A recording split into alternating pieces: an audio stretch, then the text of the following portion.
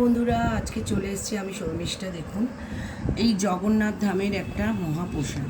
দেখুন, এই জগন্নাথ ধাম থেকে আমাদের এই প্রসাদটা আমাদের মাননীয় মুখ্যমন্ত্রী মমতা বন্দ্যোপাধ্যায় প্রতিটা ঘরে ঘরে দুয়ারে সরকারের মাধ্যমে সবাইয়ের দিয়ে মানে বাড়িতে বাড়িতে পৌঁছে দিয়েছে।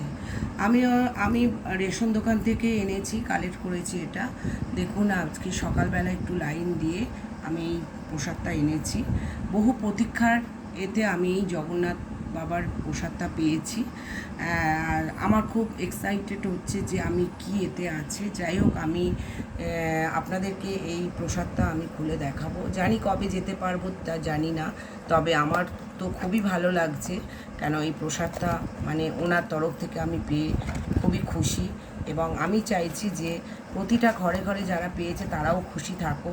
কেন কথায় আছে যে মায়ের ভোগ দর্শনে হচ্ছে কি দুর্ভোগ কাটে, তেমনি জগন্নাথ বাবার এই প্রসাদেও আমি জানি আমাদের সমস্ত দুঃখ কষ্ট আমরা সমস্তটাকে আমরা করে নিয়ে যেতে পারবো। যাই হোক, আমি আস্তে আস্তে এই প্রসাদটা বার করছি। হ্যাঁ, দেখুন বন্ধুরা, কি আছে, কি সুন্দর দেখুন।